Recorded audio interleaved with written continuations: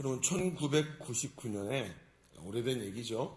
미국 나사에서 이제 화성 탐사가 막 시작될 때 그런 시기였는데, 그때 야심찬 화성 탐사를 준비하면서 마스 클라이메이트 오비터라는 위성을 하나 준비를 했습니다. 그러니까 마스니까 화성이죠. 그러니까 화성의 클라이메이트 뭐예요? 저기죠. 기후 관측하는 위성을 보내는 거예요. 그러면서 이 화성의 대기를 정밀하게 관측해서 화성 탐사의 앞으로의 길들을 좀 마련하려고 하는 거죠. 그래서 출발하기 전에 많은 시간을 내가지고 과학자들과 엔지니어들이 다 이걸 준비했어요. 그런데 거의 대부분이 계산인 거 여러분 아십니까? 그래서 수학이 정말 중요합니다. 그래서 엄청난 계산식들을 가지고 계산을 하고 수백 명의 전문가, 수천 장의 문서, 수십 번의 검증을 통해서 이 정도면 실수할 리 없다. 그렇게 생각할 만큼 만들어 놓고 이제 시작을 보내는 거예요. 로켓을 쏴서 보내는 거죠. 그런데 그 안에 생각하지 못한 한 가지 실수가 들어가게 돼요. 어떤 실수가 들어가게 되냐면 항로를 계산하잖아요. 그럼 이게 이 엄청난 속도로 6개월을 날아가야 돼요. 절대로 가까운 거리가 아닙니다. 그냥 비행기 타고 6개월이 아니라 비행기보다 몇 배 빠른 속도로 6개월을 날아가는 건데 그 궤적과 이런 것들을 다 계산을 하는 거예요. 항로를요. 그런데 나사 안에 있던 이 항로를 계산하던 팀들이 두 팀이 있었는데 서로 이게 문제가 뭐냐면 다른 단위 체계를 촬영한 거예요. 보통 일반적으로 이 우주 산업이라는 게 전 세계적으로 공통적인 부분이 있어야 되기 때문에 미터법을 씁니다. 그래서 거리를 다 미터로 환산하는데 미국은 뭘 쓰죠? 미국은 피트를 쓰죠. 파운드 값을 쓴단 말이에요. 피트를 쓰는데 이거를 계산하던 팀이 한 사람이 착오를 일으켜서 계산식 하나를 피트로 계산을 한 거예요. 그런데 이걸 아무도 이게 지금 이 도량형이 달랐다라는 것을 눈치를 채지 못하고 수식이 맞으니까 이 식이 맞구나 하고 생각한 거예요. 그런데 뭐가 다른 거예요? 식은 맞고 계산은 맞았는데 숫자가 달랐던 거예요. 그리고 그냥 넘어가 버린 겁니다. 우주선이 지구에서 6개월 이상 날아가서 화성 근처에 도착을 했죠. 그리고는 우주선이 이제 화성에서 이렇게 궤도를 돌아야 되는데 그게 아니라 식이 잘못돼서 조금 각도가 틀어지면서 그리고 이게 대기권으로 들어가 버린 거예요. 그러니까 대기권에서 이제 낙하를 하면서 고열과 고압에 의해서 이 위성이 다 파괴돼 버립니다. 결과적으로 어떤 일이 벌어졌냐 하면 약 4천억 원의 비용과 수년 동안의 노력과 수많은 사람의 꿈이 사라져버린 거예요. 어처구니 없는 실수 하나로, 결정적인 실수 하나로 큰 손해를 보게 된 사건이라는 거예요. 근데 여러분, 이런 이야기는 인터넷을 뒤지면 수도 없이 많습니다. 실화로. 인터넷까지 뒤질 필요 있겠습니까? 여러분, 우리의 과거와 인생을 살펴보십시오. 얼마나 많이 실수했습니까? 말도 안 되는 실수로 결정적인 실수를 작은 거라 할지라도 그것으로 인해서 얼마나 많은 손해와 아픔을 경험했습니까? 이런 실수가 돌이킬 수 없는 아픔을 만들어내는 것을 우리는 체험하기도 했습니다. 이런 결정적 실수로 인해서 가정이 깨지고 파탄이 나서 가족들의 마음에 돌이킬 수 없는 큰 상처를 만들기도 하죠. 어떤 사람은 잘못된 선택이라는 결정적인 실수를 보면서 이 잘못된 선택 때문에 시간을 낭비하고 인생이 한참 돌고 결과적으로 생각하지도 못한 곳에 딱 멈춰있는 자기를 발견하게 하죠. 너무도 안타깝지만 우리는 실수하면서 사는 인생이 아닙니까? 그것으로 인해서 많은 손해와 아픔을 보게 되지만 돌이킬 수 없어서 그리고 그 돌이킬 수 없는 자리에 결국은 서게 됩니다. 그리고 후회하고 나 때문이야 하고 자책하고 절망하고 그리고 돌이킬 수 없기 때문에 포기해버리기도 합니다. 결정적 실수는 우리의 인생을 뿌리채 흔들어 놓는 거예요. 그 한 번의 실수 때문에 다시는 돌이킬 수 없는 자리로 가기도 합니다. 그런데 여러분 아시죠? 하나님은 우리가 한 번의 그 죄로 인해서 멸망당하기를 바라지 않으셔서 우리 예수님을 십자가에 대신 내어주신 줄로 믿습니다. 하나님은 우리 자신의 실수로 무너지기를 결코 바라지 않으십니다. 오히려 그 실수를 딛고 일어나서 승리자의 자리에 서는 결론을 만들어내시기를 하나님 원하시는 줄로 믿습니다. 그렇습니다. 그게 십자가의 메시지 아닙니까? 오늘 우리가 읽은 본문은 아마 읽으시면서 지난 시간들에 큐티하셨던 분들이 이 본문의 의미를 아실 겁니다. 그런데 이 본문은 돌이킬 수 없는 큰 실수를 한 사람들에 대한 이야기를 하고 있습니다. 하나님은 그런 치명적 실수로 인해서 하나님의 축복을 잃어버릴 위기에 있는 사람들을 어떻게 회복시키셨을까요? 어떻게 다루셨을까요? 오늘 말씀을 좀 집중해서 보시기 바랍니다. 그리고 오늘도 우리의 삶을 향한 하나님의 계획을 깊이 바라보고 실수하는 인생이 아니라 승리하는 인생들이 다 되시기를 주님의 이름으로 축복합니다. 축복합니다. 자, 주보를 펼치셔서 주보 3면을 보시면 오늘 말씀의 제목은 실수하는 인생입니다. 자, 우리가 두 가지 얘기를 할 텐데 첫 번째는 이렇게 한번 써보실까요? 첫째, 결정적인 실수는 우리가 성공한 자리에서 대부분 일어납니다. 놀라운 얘기입니다. 뭐라고? 예, 맞아요. 우리가 저지르는 결정적 실수는 대부분 우리가 성공한 자리에서 일어나요. 오늘 읽은 본문은 이스라엘이 기브온과 화친을 맺는 장면입니다. 이스라엘 백성은 요단강을 마른 땅처럼 건너더니 7일 만에 난공불락의 여리고성을 완전히 함락시켜버리죠.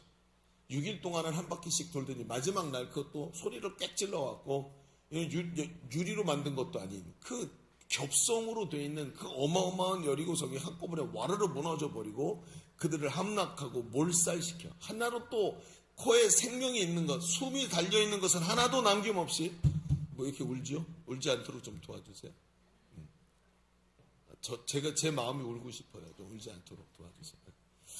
자, 그 난공불락의 성이 완전히 함락되고 코에 숨 있는 건 하나도 남김없이 다 몰살시켜 버리더니 얼마 지나지 않아서 아이성 전투에도 똑같죠.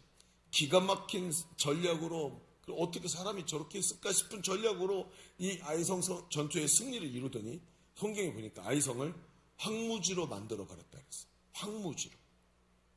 그런데 문제는 이스라엘이 보니까 뒤에 여호와라는 신이 계시는데 저 신이 이 일을 만들어내는 것을 사람들이 다 알게 되죠. 가서 우리가 저 화친을 맺고 싸우지 말고 너희가 왕해라 그렇게 얘기하자고 생각을 했지만 그게 적당한 화친을 맺지 않아요. 점령을 통해서 점령하고 통치하는 것이 문제가 아니라 이 땅을 싹 밀어버리고 새로운 것을 시작하고자 모두 다 죽인다라는 것을 알게 된 겁니다.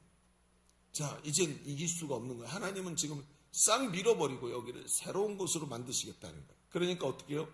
머리를 쓰기 시작합니다. 거기서 이스라엘이 있던 자리에서 한 3일 길 정도 떨어진 기브온이라는 곳에 사는 사람들이 그리고는 저들과 어떻게 하면 될까 하고 꾀를 내죠. 그리고는 사람들 몇 사람을 사신을 뽑습니다. 사신을 뽑아서 이들에게 위장을 하게 만듭니다. 어떻게 해요? 남루한 옷을 입고 다 찢어진 신발을 신고 곰팡이가 핀 떡을 들고 찾아가게 하는 거예요. 그러면서 화친을 맺으라 합니다. 우리는 먼 나라에서 왔습니다. 그러면서 어디서 듣도 보도 못한 나라의 이름을 대면서 가서 우리 화친합시다 하라는 거죠. 그러면서 증거로 떨어진 옷, 곰팡이 핀 떡을 보여주면서 우리가 이렇게 멀리서 왔다고 보여주고 나서 화친을 맺어라 하게 만듭니다. 그리고는 그들을 찾아가지요. 그러면서 우리가 당신들의 하나님과 당신들이 하는 일을 멀리서도 듣고 우리가 당신들이 섬기는 하나님을 우리도 섬기고 싶어서 이렇게 왔습니다 하면서 화친을 맺게 됩니다.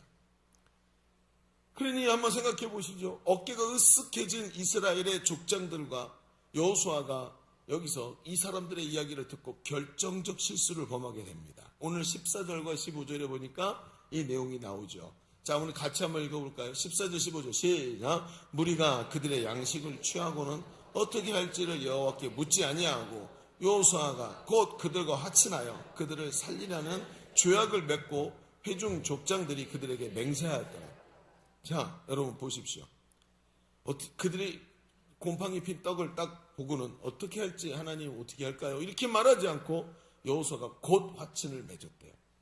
3일 후에 한 집 가서 3일 길을 걸어가서 그 기브온을 만나죠. 그리고 전쟁을 딱 하려고 하는데 그때 자신들이 속은 것을 알게 됩니다.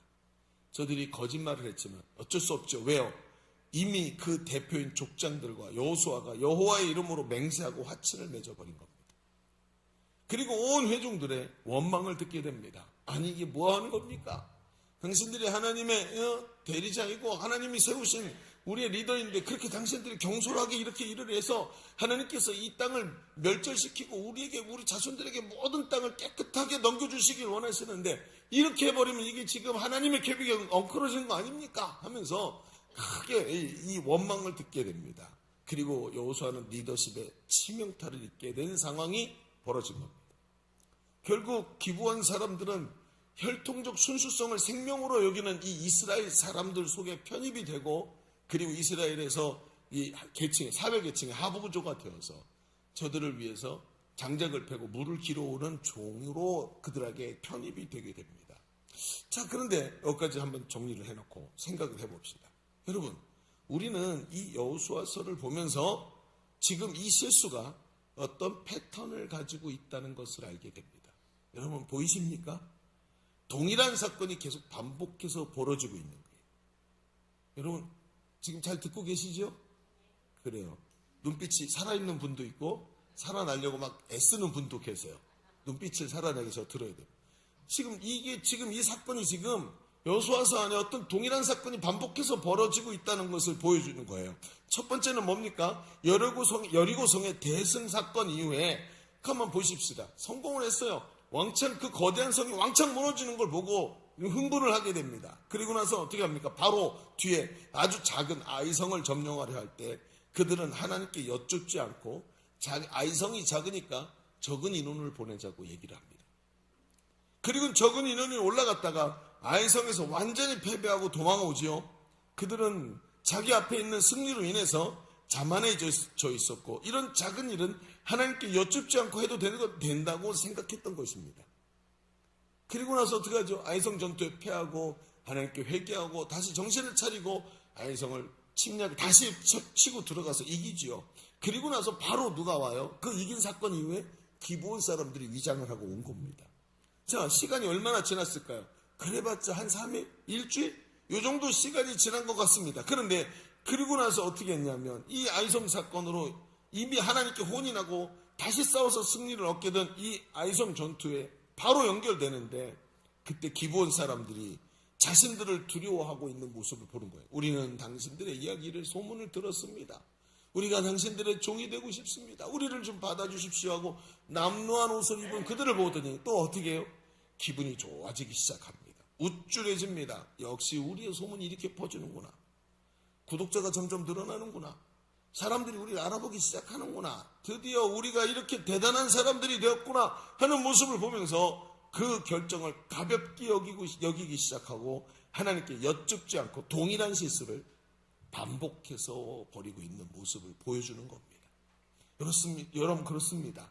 이들의 두 번의 실수는 짧은 시간 동안 동일한 곳에서 일어났습니다. 바로 하나님의 은혜를 자신의 능력이라 착각하고 자만해진 자리에서 반복적으로 일어난 것입니다. 왜 그랬을까요? 여러분 이해가 됩니까?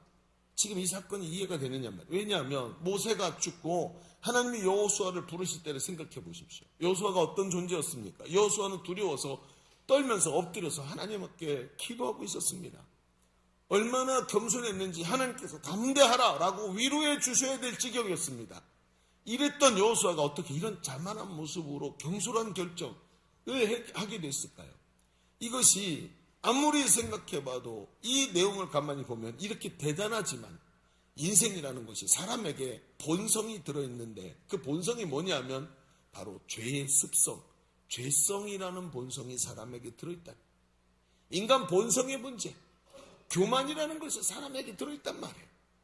여러분 그래서 하와를 유혹했던 뱀이 하는 얘기가 무엇입니까? 저걸 먹으면 하나님처럼 눈이 밝아진다는 소리를 듣고 교만한 생각에 그걸 먹게 되지 않습니까? 이 죄성이라는 것이 사람 속에 들어있더란 말입니다. 여러분 이쯤 되면 오늘 우리는 우리 교회가 가진 격언 하나를 떠올리게 되죠. 다른 교회에서는 못 듣는 격언이 하나 있습니다. 그 격언이 뭐냐 하면 바로 나만 모르는 내 비밀이라는 거. 분명히 이건 내 비밀이에요. 은밀한 나의 비밀인데 그 비밀을 나만 모르고 있어요. 이건 그렇죠. 이건 패러독스 아닙니까? 나만 모르는 내 비밀이 어디 있어요? 근데 그게 존재하더라. 사람이 세상을 살면서 자신의 삶을 무너지게 하는 것이 결정적 실수를 반복하고 있는 자기 자신이라는 것을 잘 몰라요. 사람은 하늘에서 갑자기 뚝 떨어진 존재가 아니라 어려서부터 자라나면서 가풍이라는 것이 사람의 몸에 배어있고 습관에 의해서 사람이 생겨납니다. 여러분, 우리는 습관의 존재라는 걸 알고 계십니까? 여러분, 오늘 예배당 내려오면서 오른발부터 내려오셨습니까? 왼발부터 내려오셨습니까? 습관적으로 내려오셨습니다. 결정하지 않고 모든 것을 습관으로 하는 존재들이 사람입니다. 거의 대부분. 그래서 우리는 하루에도 수천 가지 결정을 하지만 그 결정을 통해서 스트레스 받지 않는 이유가 뭔지 아세요? 오늘도 낙천적으로 사시는 여러분, 이렇게 생각하셔야 됩니다. 나는 습관의 존재구나. 하나도 걱정하지를 않아요. 뭘 할까 결정하지 않는 거예요. 여러분, 굉장히 중요한 인사이트입니다. 나는 습관의 존재였구나. 그래서 마음이 편한 거였어요. 그런데 여러분, 마귀가 어떻게 한다고요? 이 습관 속으로 파고 들어와서 우리가 가풍에서부터 흐르는 관습, 습관들을 당연한 것으로 여기게 합니다. 그러나 그 당연한 그것이 내 안에서 결정적 실수를 유발하지 않던가요? 서론에서 여러분, 미국 사람들은 당연히 파운드를 쓰는 것입니다. 피트를 썼단 말이죠. 파운드법을요. 당연한 것이라 여겼지만 이것이 결정적 실수가 되었다는 것을 여러분 알고 계시죠? 문제는 이것이 내 습관과 성품 또는 내 가문의 관습에 붙어서 내게 대대로 내려오고 내 속에 늘 항상 있었기 때문에 무엇이 잘못되었는지 절대로 스스로는 알 수가 없다는 것입니다. 보십시오. 내 주변 사람들은 왜 서로 싸울까요? 내가 가는 곳에는 왜 항상 직장에서 사무실에서 문제가 생길까요? 왜 사람들은 나를 자꾸 회피하는 것일까요? 내 뒤에는 계속 왜 소문이 따라다니는 걸까요? 이유가 있는 겁니다. 어떤 사람은 어려서 아버지가 도박을 하고 술에 취해서 살았습니다. 도박으로 돈을 잃고 하루는 술에 취해서 집에 들어와서 가족 식구들을 못 살게 굽니다. 어머니와 가족 식구들에게 폭행을 휘두르고 고통을 줍니다. 아들이 그걸 보고 나는 절대로 저러지 말아야지 하면서 혐오하면서 자라났습니다. 그런데 어느 날 성인이 되고 가장이 됐던 자신이 눈을 떠보니까 자기가 도박을 하고 술에 취해서 길에서 자다가 경찰서로 끌려온 것을 와서 경찰서에서 눈이 딱 떠진 거예요. 길바닥에서 누워서 자다가 경찰서에서 눈이 깬 것을 발견합니다. 그런데 이 남자가 이렇게 말합니다. 남자가 스트레스를 풀려고 술 좀 마실 수 있지. 이게 내 문제라고 절대로 생각 못합니다. 어떤 사람은 하나님의 일꾼이고 셀리더입니다. 그런데 나도 모르게 사람들 사이에서 말을 옮깁니다. 말을 옮기는 게 아니라 이렇게 말해요. 이 사람이 이런 문제가 있어, 기도해줘. 그럼 내가 기도하라고 주신 거를 이 사람 이런 문제가 있으니까 기도해줘라고 말했지만 사실은 그 이야기가 마귀가 조금만 쓱 비틀면 뭐가 됩니까? 이간질이 돼버리고 맙니다. 이런 일로 인해서 목장 식구들 사이에서 계속 문제가 발생하는데 문제는 자기는 절대로 그걸 모르고 있다는 것입니다. 그러면서 자기 자신은 이렇게 생각합니다. 나는 사람들과 잘 어울려. 저 사람들은 내가 이런 사람들과 많은 교우 관계를 갖고 있기 때문에 나를 시기하는 거야. 그래서 자꾸 나에게 문제가 있다고 말을 하는 거야. 여러분, 그러면서 자기 자신의 문제가 나만 모르는 내 비밀이 돼버립니다. 그 윈리더가 그 사람의 성품에 있는 쓴뿌리라는 것을 알고 기도해주고 있는데도 그걸 모르고 나만 모르는 내 비밀에 빠져서 거기서 계속해서 결정적 실수들이 나옵니다. 어떤 사람은 자신이 궁지에 몰리면 자꾸 거짓말을 합니다. 거짓말을 붙이고 나중엔 들통이 나는데도 이상하지요. 나만 내가 거짓말하고 있는 걸 잘 모릅니다. 어떤 사람은 심지가 굳지 못해서 오늘 믿음으로 결단하지만 한 달을 가지 못하고 포기하는 것을 반복합니다. 그러니 뿌리가 깊어질 수가 없는 겁니다. 어떤 사람은 양육훈련에 들어가면서 가서 뭔가를 하겠다고 열심히 하다가 한두 달 만에 때려치웁니다. 깊이 있는 일을 끝까지 감당해내지 못하고 견뎌내지를 못합니다. 뿌리가 얕아서 금방 신앙이 말라버리고 좋은 열매가 생기지 않습니다. 자신에게 무슨 문제가 있지만 삶에 큰 지장이 없으니까 심각하게 다루지 않습니다. 이 문제 때문에 먹고 사는데 문제 없거든요. 이 문제 때문에 오늘도 내 삶에 큰 문제가 없는 것 같지만 여러분, 이것으로 인해서 덮어둔 것으로 인해서 계속해서 결정적인 문제들이 발생합니다.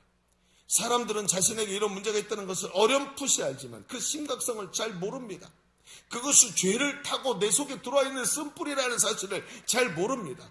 알아도 심각하게 여기지 못하고 지나치고 잊어버리고 깜빡깜빡 하다가 인생의 마지막 순간에 코에다가 호흡기를 꽂고 누워서 깨닫게 됩니다. 아, 내 문제였구나. 내가 평생 이렇게 살았구나. 요한복음 10장 10절에 정확하게 말합니다. 도둑이 오는 것은 도둑질하고 죽이고 멸망시키려는 것뿐이에요. 그러니 어떻게 해야 되죠? 속여야 됩니다. 멀쩡한 놈을 도둑질해야 되니까 속여야 돼요. 눈을 가리고 보이지 않게 만들고 나는 아무 문제 없다고 생각하게 만들고 결국 또 인생을 도둑질하게 만드는 겁니다. 여러분, 이 문제 예수님이 해결하셔야 될 줄로 믿습니다. 예수님 말고는 해결하실 분이 없다는 거예요. 요한일서 3장 8절에 말합니다. 같이 읽어보시죠. 요한일서 3장 8절 시작. 하나님의 아들이 나타나신 것은 마귀의 일을 멸하시니라. 할렐루야. 요한복음 10장 10절에 보십시다. 시작. 내가 온 것은 양으로 생명을 얻게 하고 더 풍성히 얻게 하려는 것입니다. 예수님이 오신 이유가 이거랍니다. 오늘 마귀에게 속아서 자신의 문제로 늘 쓰러지는 우리를 건져내시고 오늘도 우리가 승리하는 주의 자녀 되어 생명을 얻고 더 풍성히 얻게 하시려고 예수님이 오늘도 우리 가운데 오신 줄로 믿습니다. 그분이 오늘 우리를 강하게 하시기를 원하십니다. 그냥 하실까요? 여러분, 우리를 이렇게 복 주시고 은혜 주시기 위해서 우리를 떠받들어가지고 공중에 붕 띄워놓고 어떤 것도 어떤 바이러스도 침입하지 못하도록 우리를 막 보호막으로 둘러싸시고 그럴까? 아니요. 절대로 그러시지 않습니다. 여러분, 바울의 이야기를 들어보십시오. 골로새서 1장 28절. 하나님 어떻게 그렇게 우리에게 복을 주시는 줄 아십니까? 같이 읽어봅시다. 시작. 우리가 그를 전파하여 각 사람을 권하고 모든 지혜로 각 사람을 가르침은 각 사람을 그리스도 안에서 완전한 자로 세우려 함이니 이를 위하여 나도 내 속에서 능력으로 역사하시는 이의 역사를 따라 힘을 다하여 수고하노. 오늘도 한 사람 한 사람을 각 사람을 세웠단 말이에요. 각 사람 한 사람 한 사람을 그리스도 안에서 완전한 자로 세우기 위해서 바울이 그렇게 사역했다는 거예요. 수천 명 수만 명 모아놓고 근엄하게 해놓고 앞에서 명성 있는 목회자가 서가지고 설교를 쫙 해서 사람들이 은혜 받고 변화되고 인생이 달라지는 게 아니더라는 거예요. 성경은 정확하게 말합니다. 각 사람 한 사람 한 사람을 가르치는 것이라고, 세워야 하는 것이라고, 각 사람을 세워가는 양육과 훈련을 말하는 것입니다. 저는 말입니다, 지난 20년 동안 제자 세우는 일들을 감당해왔습니다. 수년간 많은 사람을 양육했습니다. 얼마나 많은 사람을 양육했는지 3층에 있는 저 9명밖에 앉지 못하는 그 방에 저는 20년 동안 제일 많은 시간을 거기서 보냈습니다. 저 방에서 한 사람 한 사람 세우면, 어떤 때는 여러분 6명이 올라와서 훈련을 받다가 한 사람 떨어지고 또 한 사람 떨어지고 나중에 한 사람만 놓고 훈련을 했습니다. 그 한 사람이 독후감을 하면서 변화돼서 목사님 제가 하나님의 일꾼입니다 하고 눈물로 막 변화된 고백을 할 때 저는 그 사람 한 사람을 놓고 끌어안고 기도해 주었습니다. 바울이 말한 대로 복음으로 너희를 낳았다라는 말을 저는 그게 무슨 뜻인지 압니다. 저는 지금까지 제가 양육했던 사람들의 변화를 단 한 사람도 빼지 않고 다 기억하고 있습니다. 각 사람을 세웠기 때문에 한 사람도 빼지 않고 그 사람의 변화를 저는 다 기억하고 있습니다. 그분들을 위해 기도했고 그분들을 위해 눈물을 쏟았습니다. 그 한 사람이 복음 안에 세워지기 위해서 하나님의 사람으로 죄와 쓴뿌리를 걷어내고 하나님 앞에 진정한 해방과 자유를 누리며 하나님 나라 일꾼으로 세워지기 위해 얼마나 눈물로 기도했는지 모릅니다. 그들을 복음으로 낳았습니다. 각 사람을 가르쳤고 그 각 사람에게 도전했습니다. 때로는 듣기 싫은 소리를 했습니다. 어떨 때는 변화되지 않는다고 면전에서 야단을 쳤습니다. 왜 옛사람의 정욕을 버리지 않느냐고 꾸짖었습니다. 듣고 있던 앞에 있는 사람은 얼굴이 화끈거리고 벌개지더니 뒷목이 뻣뻣해지는 현상을 경험하는 것을 제 눈으로 수도 없이 많이 목격했습니다. 박차고 나가고 싶고 당신이 목사면 다야 라고 말하고 싶은 순간들을 그분들이 여기서 꾹 참고 아멘 하면서 변화되는 장면을 저는 수도 없이 봤습니다. 수도 없이 봤습니다.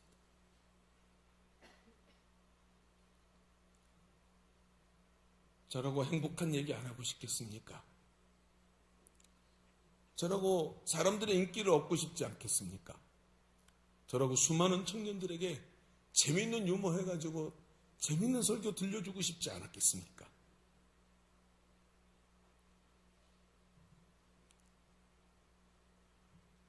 때로는 변화되지 않는 자신을 부여잡고 눈물 흘리면서 목사님 도와달라고, 나를 포기하지 말아달라고 말하는 소리를 들었습니다. 목사님, 저를 포기하지 말아주세요. 제가 이렇게 연약하지만 저를 포기하지 말아주세요 하는 얘기를 수도 없이 들었습니다. 때로는 변화되지 않는 자신을 부여잡고 징계를 받으면서 달립니다. 그 3km가 절대로 짧지 않습니다. 오르막길을 오면서 숨이 턱에 차고 졸도할 것 같은 순간인데, 졸도할 것 같으면 속도를 줄여서 걷다가 조금 힘이 생기면 또 뛰고, 졸도할 것 같으면 숨을 고르기 위해서 조금 천천히 걷다가 또 뛰고 하면서 끝까지 뛰어서 도착하는 사람들을 봅니다. 그러면서 눈물로 그 자리에서 고백합니다. 자신의 게으른 모습을 하나님께 고백했다고. 그러면서 변화됩니다. 반복적인 양육과 훈련을 통해 하나님께서, 성령께서 오셔서 나의 인격을 변화시키시고 아무도 말해주지 않는 나의 비밀을 성령님이 알게 하시는 것을 경험합니다. 그리고 너무 익숙해서 나만 모르던 내 비밀을 내 입술로 고백하고 변화된 삶을 살게 하시는 줄로 믿습니다. 할렐루야. 하나님이 하셨습니다. 하나님께 영광 올려드리십시다. 아멘, 아멘, 할렐루야. 하나님이 하셨습니다. 여러분, 매 순간 나를 결정적 실수로 몰아내던 내 속의 쓴뿌리를 뽑아내고 오늘 성숙한 그리스도인으로 성령께서 달려가게 하시는 줄로 믿습니다. 선생님도 포기하고 친구도 포기하고 우리 어머니도 포기하고 가족 식구들도 포기했던 나를 주님이 고치셨단 말입니다. 그리고 내 인생을 뿌리채 흔들던 결정적 실수를 넘어서 승리케 하시는 줄로 믿습니다. 그게 바로 주님이 하시는 일이에요. 우리 첫 번째 말씀을 좀 정리해 봅시다. 우린 지금까지 사람이 실수하는 것은 익숙한 곳에서 일어난다, 자기가 성공했던 곳에서 일어난다고 이야기를 나눴습니다. 인생의 결정적 실수는 내가 잘 알고 있다고 생각하면서 자만해 있는 곳, 익숙한 곳, 성숙한 곳에서, 성공한 곳에서 일어나는 것입니다. 이스라엘의 결정적 실수는 습관적인 자만에서 일어났던 것입니다. 내가 잘했다는 승리감에 도취되어 자만했던 것입니다. 그래서 사람들은 내가 잘 아는 곳에 나만 모르는 내 비밀에 빠져 있고 그것으로 인해서 자꾸 쓰러지는 것입니다. 그러나 하나님은 우리가 체계적인 양육과 훈련으로 그 습관적인 쓴뿌리를 뽑아내고 오늘도 승리하기를 원하시는 줄로 믿습니다. 반복적이고 체계적인 양육과 훈련으로 오늘도 쓴뿌리에서 벗어나 승리하는 성도들의 삶이 되시기를 주님의 이름으로 축원합니다. 그런데 이런 말이 있죠. 옛말에 목사님, 작심삼일이라는 말이 있죠. 그렇죠, 여러분. 사람이 은혜를 받고 너무 좋은데, 은혜는 좋지만 사람이 그걸 어떻게 그렇게 긴장하고 살아가냐고. 왜냐하면 실수는 방심한 한순간에 일어나잖아요. 여러분, 운전하시는 분들 아시죠? 항상 운전에 조의하고 안전 조심하죠. 사고 날 때 보십시오. 제가 99%를 조심하다가 1% 조심한 게 깜빡했을 때 사고 났죠. 아니, 그걸 어떻게 막아요? 실수라는 게 말 자체가 그거잖아요. 그러니까 열심히 노력하고 애썼는데, 목사님, 저도 제자대학 다 하고 훈련받고 은혜도 받고 막 별걸 다 체험했지만 시간이 지나니까 또 느슨해지고 사람이 방심하더라고요. 목사님, 이게 참 목사님 말씀을 들을 때마다 너무 은혜가 되지만 참 현실은 그렇지 않은 것을 자꾸 보게 됩니다. 훈련 받아도 옛 모습으로 돌아가고 실수는 한순간에 탁 일어나서 우리를 쓰러뜨리니 좌절이 안 오겠냐고요. 참 기가 막힌 겁니다. 저는 이 대목이 참 좋습니다. 왜요? 후벼 파는 것 같아요. 정말 속에 늘 가슴이 아파요. 막 있잖아요. 왜 안 될까? 왜 나는 매일 똑같은 자리에 왜 나는 계속 서 있을까? 그런 이야기들에 그냥 은혜만 갖고 덮는다고 되는 게 아니에요. 한번 보십시다. 두 번째에다가 한번 이렇게 한번 써보시죠. 하나님은 실수한 우리를 겸손하게 하여 끝까지 승리자의 자리에 서게 합니다. 성공의 자리가 아니라 승리자의 자리라고 써보십시다. 하나님은 실수한 우리를 어떻게 만드신다고요? 겸손하게 만들어서 어디에 서게 한다고요? 승리자의 자리에 서게 하십니다. 자, 이게 무슨 뜻일까? 이것만 갖고는 알 수가 없지요. 자, 앞에서도 말했듯이 이스라엘 백성이 족장들의 결정을 결국은 알게 됩니다. 여호와의 이름으로 맹세해서 물을 수 없게 됐구나. 속았구나. 저분들이 속았구나. 이게 큰 실수를 했구나. 아니 진짜 이 하나님은 우리 이 아브라함의 백성의 순수성을 원하시는데 이방인과 혼족하지 말라고 그렇게 하셨는데 이제 큰일 나네. 저들이 이방인들이 우리 가운데 들어왔구나. 큰일 나네. 바꿀 수가 없구나. 이거 어떻게 하지? 어떻게 난리가 난 겁니다. 사실은 이게 그냥 간단한 얘기가 아닌 거예요. 근데 결국 기브온 백성을 받아들여서 하복급으로 편입을 시키죠. 나중에 심지어 이 기브온이 제사장들이 거하고 이 레위인들이 거하는 땅에 대해서 기브온 백성이 나중에 성전을 섬기게 돼요. 기가 막힌 거죠. 그냥 하복급이 아니고 나중에 성전을 섬기는 굉장히 중요한 일들을 감당하는 정착된 이스라엘 백성들로 변해요. 나중에 가면. 그러니까 한번 생각해 보죠. 어쩌면 큰 오점이고 하나님 백성으로 돌이킬 수 없는 수치들이에요. 족장들의 오류가 드러나고 여호수아의 리더십이 큰 위기를 맞이한 것입니다. 그런데 그 다음 드러나는 장면들은 우리에게 좀 생각할 거리를 던져줘요. 뭘 던져주냐면요. 기브온이 이스라엘에게 항복을 하고 화친을 맺고 종이 되었다는 소리를 듣고 그 주변에 있던 아모리 족속의 5나라의 왕들이 연합을 해서 연합군을 만들어요. 그리고 기브온을 쳐들어와요. 여호수아를 치는 게 아니라 여호수아는 건들지도 못하고 기브온을 쳐요. 너 우리를 배신했지. 그리고 기브온에게 딱 뜨거운 맛을 보여주기 위해서 쳐들어옵니다. 그랬더니 기브온이 여호수아에게 구조를 요청합니다. 우리를 좀 도와주세요 라고 얘기하죠. 그때 하나님 뭐라 그러세요? 여호수아 온 이스라엘이 그냥 거기서 다른 일을 하던 걸 다 멈추고 온 이스라엘이 다 같이 올라가게 만드십니다. 그리고 이 이스라엘 백성 전체가 몰려가서 그 이방인인 이 기브온을 구해내고 대승을 거두게 하세요. 그냥 대승이 아니죠. 아무리 연합군을 치는데 이게 5나라가 뭉쳤으니 얼마나 많겠습니까?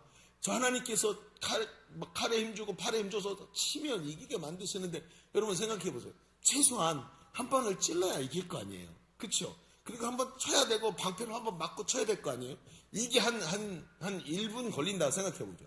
여기 맞고 치고 1분, 여기 맞고 치고 1분, 찔러서 1분. 현재 시간이 모자라. 하도 개떼처럼 많이 물려하고. 그러니까 하나님 어떻게 하셨을까요? 하나님 어떻게 하시냐면 하늘에서 우박을 내리시대요. 주먹만한 우박이 내려와서 거기 있던 아모리 군사들에게 막 맞히는데 마치 구슬치기 할 때 죄송해요. 집사님 이 말을 이렇게 했네. 어디다 해야 될지 구슬치기를 딱 해서 머리를 딱 맞히는 것처럼 딱 맞춰버리는 거. 근데 이게 얼마나 많이 했는지 칼에 죽은 자보다 우박에 죽은 자가 더 많았대요. 마치 하나님이 먼저 앞서가고 막 앞에 딱 정리하시는 모습이 보이는데 그 정도가 아닌 거예요. 그래도 시간이 부족해. 저녁이 돼서 해가 지면 이놈들이 싸우지 못하니까 또 전열을 가다듬을 거 아니에요. 더 힘들어지니까 여호수아가 보고 있다가 예수님 하나님과 눈빛이 딱 맞았어요. 하나님이 딱 주시는 감동대로 태양아 머물러라, 달아 멈춰라. 그러니까 하늘에 태양이 딱 멈춰버리네. 그리고 조명기계를 딱 켜는 것처럼 그대로 비쳤고 다 진멸할 때까지 꼼짝도 안 하는 거예요. 그러면서 성경에 이런 말이 써 있어요. 여호수아서 10장 14절 같이 읽어봅시다. 중요한 구절입니다. 시작. 여호와께서 사람의 목소리를 들으신 이 같은 날은 전에도 없었고 후에도 없었나니 이는 여호와께서 이스라엘을 위하여 싸우셨습니다. 자, 여러분 보십시오. 이상하죠? 고작 생각만 해도 수치스러운 기브온, 여호수아의 실수, 족장들의 실수였던 이 기브온을 구조하기 위해서 하나님께서 하늘의 능력을 모두 동원하셨는데 심지어 하나님께서 사람의 목소리를 들으신 이 같은 날은 전에도 없었고 후에도 없었다 라고 써놓을 정도인 거예요. 하나님이 더 앞장서시고 열정을 보여주시고 고작 내 실수로 얻은 기분 때문에 이렇게 한다고요? 이상하죠? 나는 내 실수가 생각나는 수치스러운 장면인데 하나님은 이것을 영광스럽게 만드시더라는 거예요. 내 힘으로는 도저히 할 수 없는 일을 하나님의 권능으로 이기고 내 수치를 딛고 있다. 그 수치에다가 위대한 트로피를 딱 갖다가 걸어놓으시는 거예요. 희한한 일입니다. 기가 막힌 일인 거예요. 그렇습니다. 하나님은 기본을 더 이상 여호수아의 결정적 실수가 아니라 하나님의 모든 능력을 동원해서라도 구원하시기 원하는 하나님의 자녀요 백성으로 삼으신 줄로 믿습니다. 여러분, 이런 장면은 성경에 여러 군데 나오지요. 보십시오. 똑같은 여호수아서에도 기생 라합을 구원해내시는 하나님을 보십시오. 그의 집에 빨간색 천을 걸어놨는데 그 천이 걸려진 집을 구원하시는 거예요. 마치 뭐하고 비슷해. 유월절 문 앞에 어린 양의 피를 바른 집은 구원받는 것과 똑같은 일을 이방인인, 게다가 기생인 라합의 집에 주셔서 그 집이 다 구원받게 만드시는. 성경에 보십시오. 이방 여인 룻을 보십시오.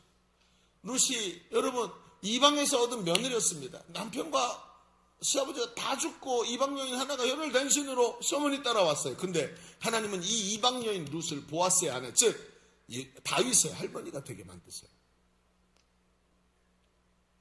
신약 성경으로 와보십시오. 로마군 백부장 고넬료를 기억하십니까? 이 고넬료 사건을 통해서 베드로가 고넬료의 집에 들어가서 저들에게 안수하고 성령 체험하는 장면들을 보면서 이 하나님께서 이방인들을 구원하기를 원하셨다라는 이 선언을 할 때 합법적이고 성경적인 근거를 말하지 않습니까? 여러분 보십시오. 하나님은 이들의 실수를 이방인의 구원을 위한 전주곡으로 만들어버리신 것입니다. 지금도 하나님은 이렇게 일하시지 않습니까? 우리는 결정적 실수를 했고 수치스러운 모습을 떠올립니다. 그런데 하나님은 그 실수가 하나님을 만나는 장소가 되게 하셨고 그 실수 때문에 십자가를 붙잡았고 그 실수 때문에 예수를 만나지 않았습니까? 그리고 그 아픔과 어려움 속에서 오늘도 하나님 이기게 하셨다고 고백하지 않습니까? 십자가는 죽음의 형틀이고 수치스럽고 잔혹한 죽음이었지만 십자가를 주님은 부활의 상징으로 만들지 않으셨습니까?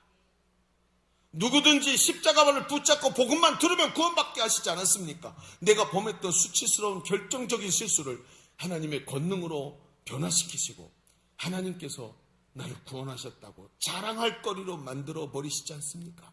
그 아픈 과거에서 나는 건져졌고 강하게 하시고 나를 영광스럽게 하신 하나님을 증언하게 만드시는 것으로 만드시지 않으셨습니까? 여러분, 다음 주가 초청주일입니다. 다음 주일은 우리끼리 오는 게 아니라 모든 전도 대상자, 행복모임, 베스트, 가족, 식구들, 친구들, 직장 동료들 누구든지 초청하고 초청에 응하는 사람 모두 다 교회에 데리고 와서 같이 예배 한번 드리는 겁니다. 여러분, 초청은 여러분이 하고 데리고 오는 건 하나님이 하시는 줄로 믿습니다. 그러니까 걱정하지 말고 말씀을 하세요. 하지도 않고 하나님 안 돼요 라고 말하는 사람에 대해서는 안 된다는 겁니다. 그런데 제가 어제 그 1차 예배가 11시, 2차 예배가 2시죠. 그 두 예배의 간증을 제가 간증문을 받아서 감수를 하게 되었습니다. 근데 그 간증은 자신들의 과거의 과거와 죄의 습뿌리에 사로잡혀 있던 아픔을 절절하게 그 속에 기록을 해놓은 거예요. 어떤 분은 말입니다. 자신의 삶이 사주팔자와 운명의 노예가 되어서 살아가는 삶이었대요. 나는 이게 불행한 게 당연한가 보다. 이게 내 팔자인가 보다. 우리 아버지도 우리 어머니도 이렇게 사셨으니까 나는 이렇게 사는 게 단가 보다라고 생각했는데 예수님 만나고 하나님께서 이런 어두움 속에서 실패와 절망 가운데서 나를 건져내셨다는 자랑거리로 만들어버리셨어요. 가정 전체를 변화시키시고 하나님의 위대한 승리를 나를 통해 나타나고 계시다고 말하는 자랑거리로 뒤바꿔버리셨다는 거예요. 또 다른 간증은 청년의 간증이었습니다. 근데 이 간증이 뭐라고 써있냐면 자기는 어려서부터 내성적인 성격으로 고립되어 있었대요. 어려서부터 자라나면서 외톨이였고 따돌림 당했고 삶이 항상 힘들었다는 거예요. 무의미. 그런데 이 무의미가 공허함과 무의미가 있는데 이걸 채우려니까 세상의 쾌락과 돈이 자기 마음을 채워주더라는 거예요. 그래서 쾌락과 돈을 얻으려고 그렇게 또 쫓아다녔답니다. 그런데 어느 날 그것에 사로잡혔던 나를 하나님께서 행복모임으로 불러주시고 복음을 여러 번 듣다가 자기 같은 무딘 사람도 복음이 깨달아지고 교회 가고 싶어지고 그리고 교회 공동체에 들어왔는데 공동체가 세상 친구들과 다르게 자기를 용서해 주더래. 매일 실수하는 자기를 용서해 주고 받아주고 기도해 주고 그리고 하나님께서 사랑받게 하시면서 고립과 무의미에서 해방시켜 주시고 주님의 제자 삼아 하나님의 은혜를 자랑하는 사람으로 만들어 주셨다. 할렐루야. 다음 주에 꼭 원본을 들으시기를 바랍니다. 제가 예고편을 했으니까. 그렇습니다. 하나님은 우리 인생의 결정적 실수로 우리를 겸손하게 만드시고 그 하나님의 구원의 은혜를 내게 덮어주시어서 그 은혜를 자랑하고 증언하면서 오늘도 무너지지 않고 끝내 승리자의 자리에 서게 하시는 줄로 믿습니다. 그 사람이 바로 복음을 전하는 사람의 삶인 거예요. 말하지 않을 수가 없어요. 입에서 막 입만 벌리면 막 거짓말이 튀어나와가 아니라 입만 벌리면 자랑이 막 나오기 시작해요. 자랑이. 우리 하나님이 나를 이렇게 바꿔놨다고. 말을 안 할 수가 없어요. 가슴에 차오르니까. 여러분, 저는 이번 전도축제가 우리가 했던 전도축제 중에 최고라고 생각합니다. 할렐루야. 제일 많은 사람이 참여하고 제일 많은 분들이 그 밤에도 나와 전도했고 제일 많은 목장이 열심히 했고 제일 많은 사람들을 초청했습니다. 그런데 여러분 생각해 보십시오. 우리 교회는 왜 이렇게 전도한 사람이 많을까요? 심지어 평신도 전도 간사로 일주일 내내 출근해서 전도만 하는 분들도 여러 사람 있습니다. 여러분, 어떤 분이 저한테 그럽니다. 그런 전도하는 분 중에 어떤 분이 저한테 말을 해요. 목사님, 요즘 전도가 얼마나 좋은지 몰라요. 1시간을 교회에서 기도하고 전도하러 나가면 성령이 충만히 내 마음이 거하시는 게 느껴져요. 그리고 교회 밖을 나가는데 길 양쪽에 눈에는 보이지 않지만 길 양쪽에 천사들이 쫙 줄을 서서 저와 함께 가면서 보디가드처럼 저를 지켜주고 있는 것이 느껴져요. 전도하러 집에나 가게에 들어갈 때 하나님의 모든 능력이 나를 사방으로 둘러싸서 내게 힘주시고 계시고 모든 위험으로부터 나를 쏙 싸가지고 보호해주고 계시는 게 느껴져서 모르는 사람을 만나고 처음 보는 사람을 만나도 하나도 두렵지 않아요. 마치 복음 전할 때 하나님께서 내 옆에 서서 얘야, 천국 복음을 전하는 네가 세상에서 제일 귀하구나. 나는 네가 너무 소중하다라고 말씀해 주시는 것을 매일 느끼는 것 같아요. 가슴이 막 울렁거립니다. 얼마나 복음이 좋은지, 얼마나 우리의 삶을 하나님께서 이렇게 축복해 주셨는지, 나의 결정적인 실수가 하나님 앞에서 가장 큰 복이 되도록 하나님 만드시는 줄로 믿습니다. 이겁니다. 우리는 쓰러지고 넘어지고 아무리 하나님 앞에서 온전하다고 훈련받아도 저 자신도 또 쓰러질 수밖에 없지만 하나님 그것마저도 우리를 겸손하게 하셔서 하나님 앞에서 자랑거리가 되도록 만들어 주시는 것이 바로 복음의 능력인 줄로 믿습니다. 이것이 바로 전도축제입니다. 구원의 감격이 내 가슴에 넘쳐 흐릅니다. 주체할 수 없어서 입에서 흘러나오는 것을 다른 사람들에게 들려주는 것, 이것이 바로 전도축제입니다.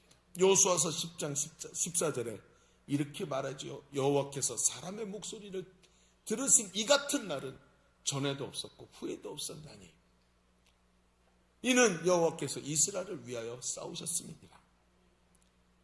복음을 전하고 죽어가던 그 이방인들을 건져서 하나님 자녀 삼고 살려내기 위해서 일하시는 하나님이 모든 능력을 동원해서 여호수아를 도우신 것처럼 지금도 주님 앞에 나오고 싶은데 나올 길이 없어서 악한 마귀가 하도 방해하고 사로잡아서 교회 갈 기회를 수도 없이 많이 놓쳤던 그 사람들을 위해서 나가서 싸우려고 나가는 여호수아인 여러분들에게 하나님의 능력으로 채워주실 줄로 믿습니다. 충만할지어다. 충만할지어다. 그리고 나를 승리자로 삼아주신 나의 슬픔과 실수 아픔이 편해서 여호수아의 찬송이 되게 만드시는 하나님이 오늘 여러분의 찬송을 일으키실 줄로 믿습니다.